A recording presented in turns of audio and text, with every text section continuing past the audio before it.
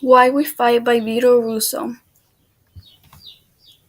And it's worse than war because during the war, people are united in a shared experience.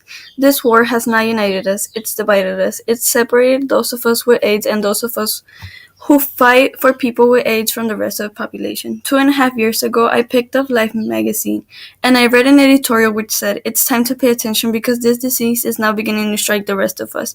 It was if it was as if I wasn't the one holding the magazine in my hand, and since then nothing has changed to alter the perception that AIDS is not happening to the real people in this country. It's not happening to us in the United States, it's happening to them, to the disposable population of fags and junkies who deserve what they get. The media tells them that they don't have to care because the people who really matter are not in danger. Twice, 3 times, 4 times, the New York Times has published editorials saying, "Don't panic, get over AIDS." It still hasn't entered the general population, and until it does, we don't have to give it. All I read in the newspapers tell me that the mainstream white heterosexual population is not at risk for this disease. All the newspapers I read tell me that IV drug users and homosexuals still account for the overwhelming majority of the cases and the majority of those people are at risk. And can somebody please tell me why every single penny allocated for education and prevention gets spent on ad campaigns that are directed almost exclusively to white heterosexual teenagers who they keep telling us are not at risk? Can somebody tell me why the only television movie ever produced by a major network in this country about the impact of this disease is not about the impact of the disease on the man who has AIDS, but on the impact on AIDS on his white, straight nuclear family? Why for 8 years every newspaper and magazine in this country has done cover stories on AIDS only when the threat of heterosexual transmission is raised? Why for 8 years every single educational film designed for use in high schools has eliminated any gay positive material before being approved by the Board of Education? Why for 8 years every single public information pamphlet and videotape distributed by establishment sources has ignored specific homosexual content?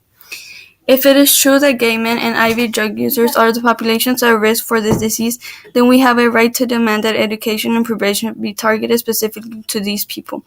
And it is not happening. We are being allowed to die while low-risk populations are being not educated, panicked into believing that we deserve to die. Why are we here today? We're here because it is happening to us and we do give it. And if there were more of us and less of them, AIDS wouldn't be what it is at this moment in history. It's more than just a disease, which ignorant people have turned into an excuse to exercise the bigotry they have always felt. It is more than a horror story exploited by the tabloids. AIDS is really a test for us.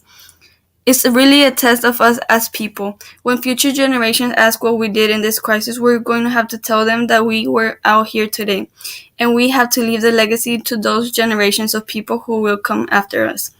Someday the AIDS crisis will be over, remember that. And when that day comes, when that day has come and gone, there will be people alive on this earth, gay people and straight people, men and women, black and white, who will hear the story that once there was a terrible disease in this country and all over the world, and that a brave group of people stood up and fought, and in some cases gave their lives, so that other people might live and be free. In his speech, Russo uses anaphora to persuade his audience on his argument about changing the world's perception. He states, "White for 8 years repetitively to elicit an effect of anger on his audience as they realize that years have passed and yet everything is the same."